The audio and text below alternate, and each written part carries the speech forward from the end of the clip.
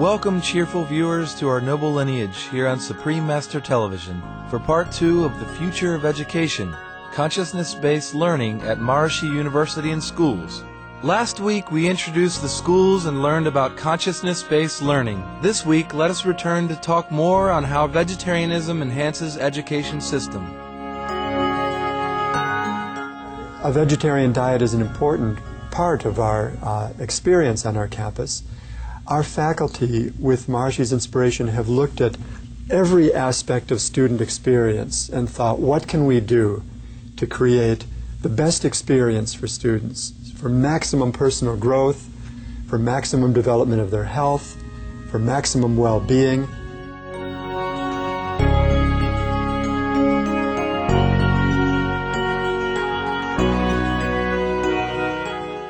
The school also encourages meditation, adequate exercise, sleep, and a proper balance in the daily routine.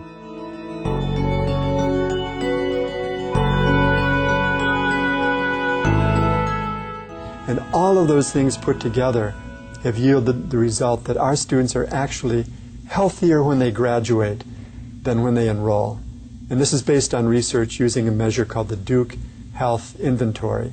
They're healthier physiologically, emotionally, psychologically when they graduate. So it all adds up to make for a very healthy, dynamic, successful student.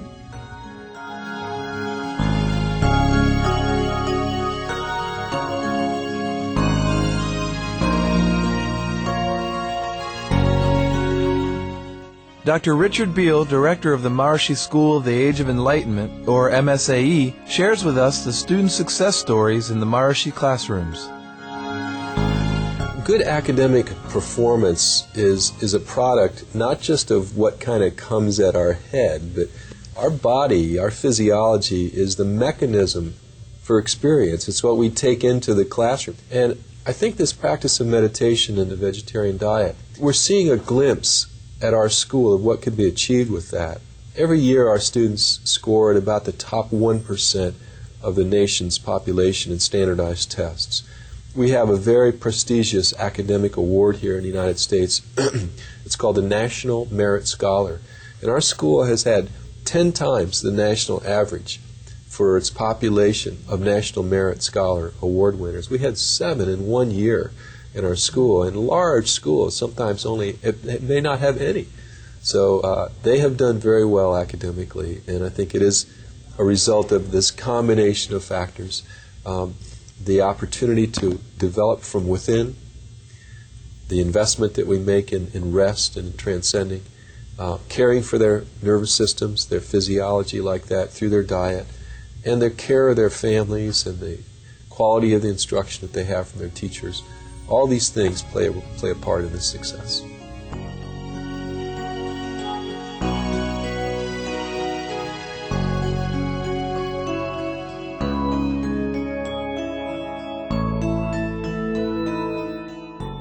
To help provide healthy, beneficial vegetarian foods to the students and faculty while maintaining eco-sustainability, the Maharishi schools grow their very own organic vegetables. We join Steve McClaskey, the director of the university's organic gardens. This greenhouse is 1 acre.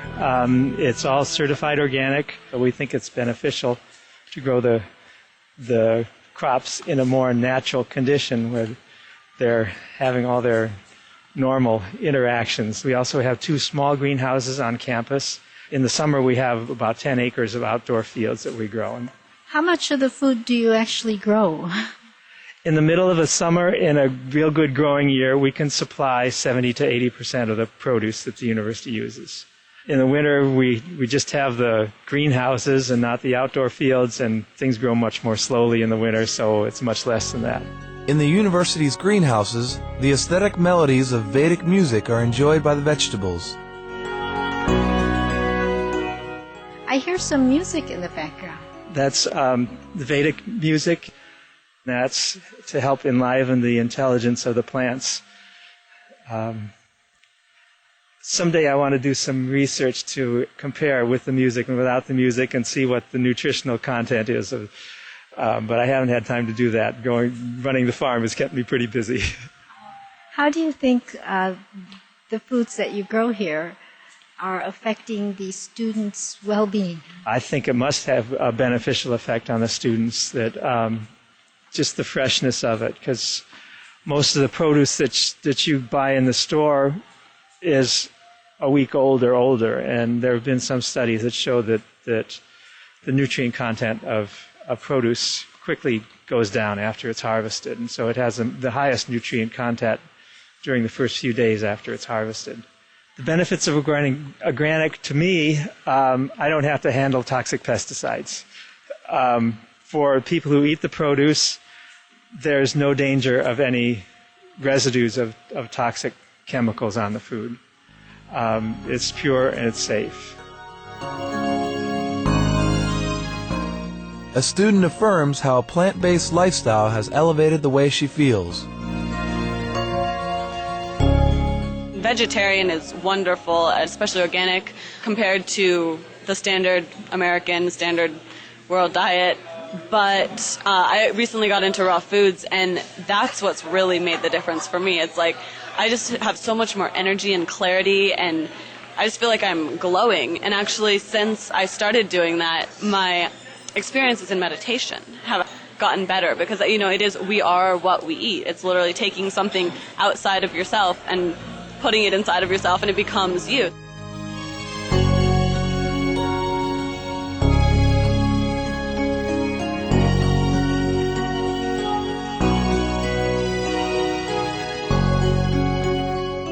Please stay tuned to Supreme Master Television. When we come back, we'll learn more about the Maharishi schools and how vegetarianism helps their consciousness-based education system.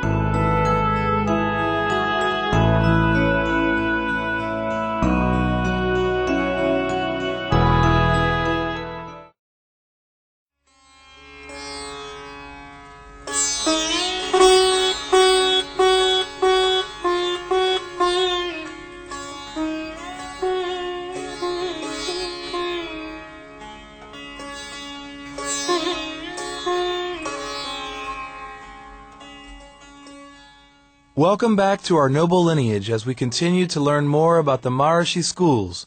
We just visited the Maharishi University of Management greenhouse. The lush veggies that come from the school's grounds are then used by Aladdin Food to make meals for the dining hall. James McKee, Vice President of Aladdin Food, talked about the delicious meals prepared. At Maharishi, everything is 100% organic. Nothing is genetically modified. And we want to provide the best food that will nourish the body, but then also nourish the mind as well. We get produce as local as possible. Even from 2 miles from here, the college has a farm. If you want to talk about a chef's dream, we're getting produce in from the Maharishi farm that is still hot from the sun and goes directly into the production of the meal. It doesn't get any fresher than that. But the most important thing that we do in our mission here is that we need to preserve the life that is in the food, or the intelligence that is in the food, and that is only done with very fresh product. It's a matter of putting out the right food that is organically prepared and prepared by a happy staff, because the thoughts and the emotions of the chef go into the food.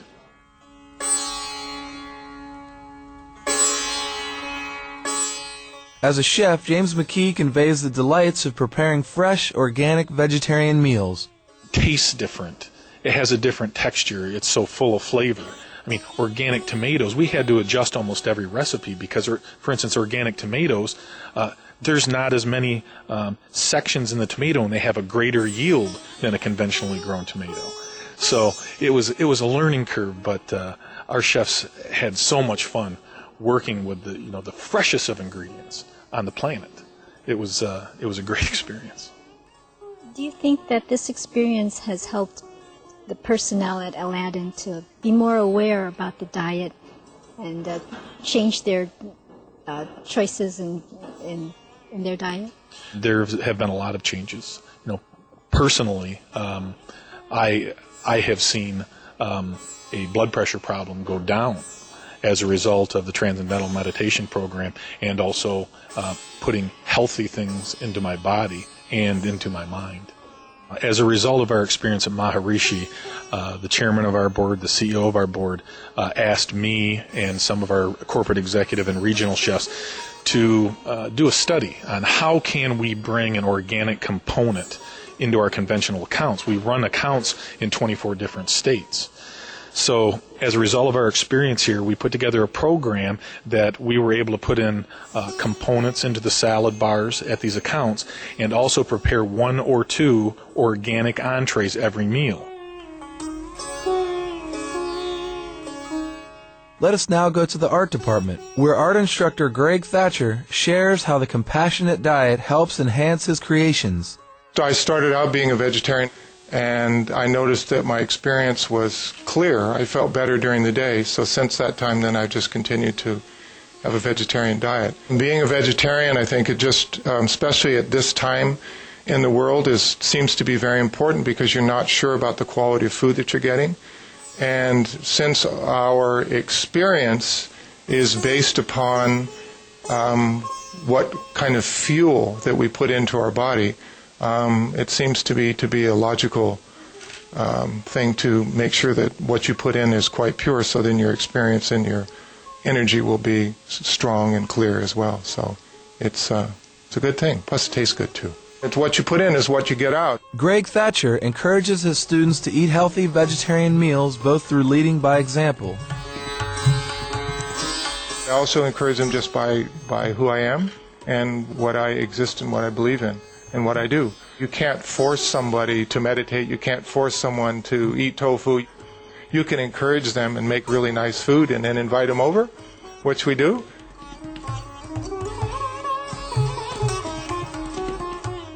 Dr. Greg Pearson reminds us again how a vegetarian lifestyle facilitates peace and sustains our ecosphere. Vegetarian diet affects not just the brain functioning, but the whole physiology. First of all, it's a purer diet. The food is easier to digest. It provides all of the nutrients that a person needs when a person eats a balanced vegetarian diet. And there's ample research to show that vegetarians are healthier than people who eat meat.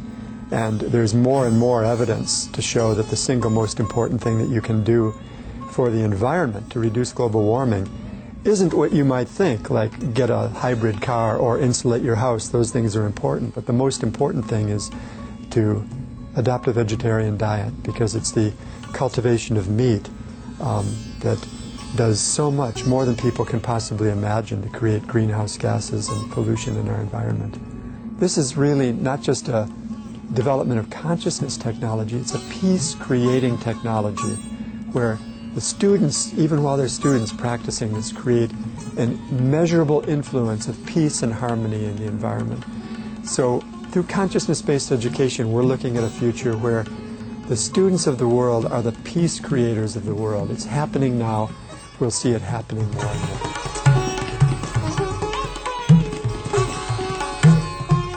The contented students are a testament that this auspicious vision is already blossoming fruit.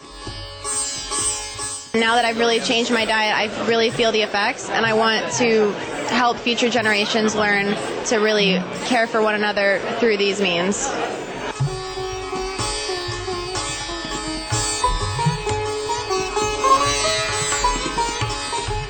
Our sincere appreciation, Maharishi University of Management and Maharishi School for Age of Enlightenment, for helping to bring health, spirituality, and compassion to the world through your education's ideals.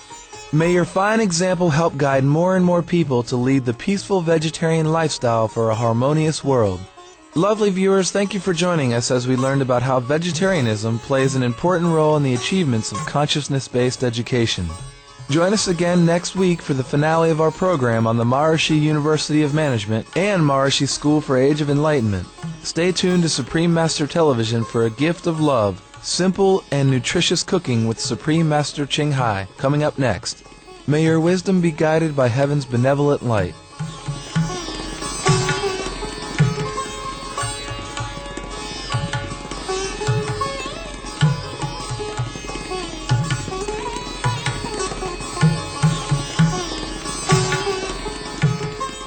For more urgent details, please see www.suprememastertv.com. NL.